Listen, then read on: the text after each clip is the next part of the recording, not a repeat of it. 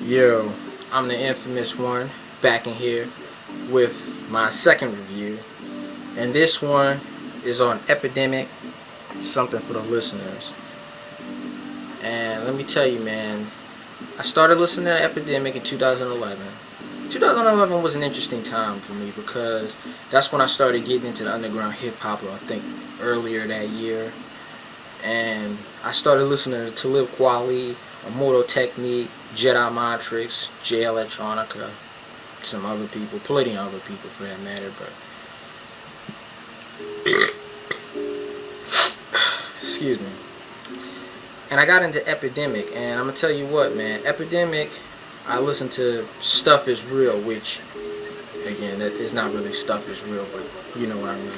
Anyway, Stuff Is Real was a really good song to me because I never really heard anything like that at the time. That was just really cool because it had like this elevator type of beat, whatever they sample, it's like that elevator music. And it dropped like 20 seconds in, and these guys just went off, just spitting real dope music, real dope hip hop. And it was cool because these guys were like passionate. You could tell they were because, excuse me, it wasn't, you know, cars and money and all that type of stuff in the video. It was just two dudes in a room just spitting from the heart. And that's what I liked about these guys so much.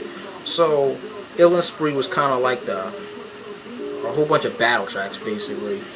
They talked about the industry, they talked about the government, and one track on that album, I can't remember what it was called, but it was not, you know what, forget it, I can't remember. Anyway, that album was produced by Fifth Element. So basically, sum that one up again. It was just the battle tracks. Again, you could tell they were young in that album. You could tell they were young. And then you get to Monochrome Skies, they get more personal. Jesse James produces, and I think the production took a step up on that album. And then we get to this album with Esco, which I knew I was going to love this because Esco I really like. And Esco, I really like Esco just from the song They Don't Know, which that song had already been out. So when I saw it was on this album, and then I saw the first single and the little picture of the album cover, which you can see, produced by Esco. So I was excited about that one.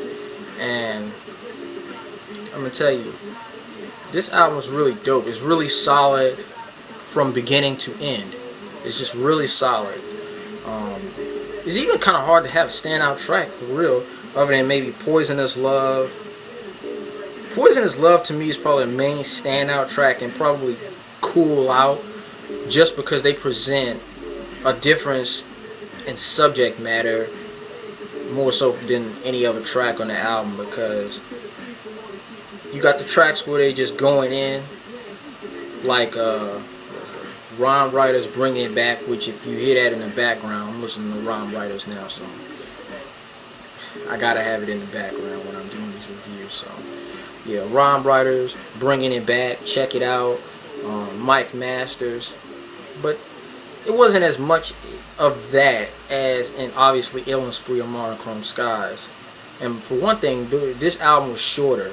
There's only 14 tracks compared to the 19 and the 17 previous. 19, of course, for Monochrome Skies, and 17 for Ill and Spree. And wow, man, I just really enjoyed this. This album was just solid from beginning to end. And yeah, man, I don't really got anything else to say other than, Esco, man, his production. Let me describe his production. His production has like these chill 90s beats, and you can tell he's heavily jazz influenced with his beats. And obviously he's not the first one to be like that, but still, jazz influence, a heavy jazz influence, very obvious, especially because in the last track, Universal, you know, or I'm just gonna call it Universe All, seeing as Uni is the UNI is capitalized and then the A is capitalized. So universe all, that's what I call it. Anyway, I think the last the last 4.5 minutes was just this dope jazz instrumental or whatever that closed out the album, which I thought was really cool. And you know, and another thing is, basically, let me tell you the appeal to him. Like, if you just want to hear real dudes just spitting real life, regular guy type of things, then Epidemic is the group to listen to. And speaking of that, hold on. Reminds me. Here's another group to listen to. Ugly Heroes. Yeah. Hold up. That's not right. There we go. Okay, yeah. Ugly Heroes, man. These guys are another group who, again, this one, if you already heard about this was produced by Paula Brown, and, you know, real guys, just real stuff, man. And that's what Epidemic is. So if you want the real stuff, real music, 90s, chill, West Coast type of instrumentals, then that's what you should listen to. Oh, hey, here's another thing. This has to be about my favorite thing about this album. I just love this. Hold up. I gotta pause the music again. Cause this, I love this.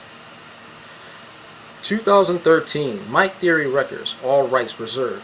Unauthorized copying, reproduction, or broadcasting are prohibited. Also, biting, faking jacks, looping the end of a song and calling it the instrumental, or asking for a collab when you just started rapping yesterday are highly frowned upon. Something for the listeners is meant to be played all the way through, without skips at high volumes. Touching of the track forward button is not recommended. The use of controlled substances may enhance your overall listening experience.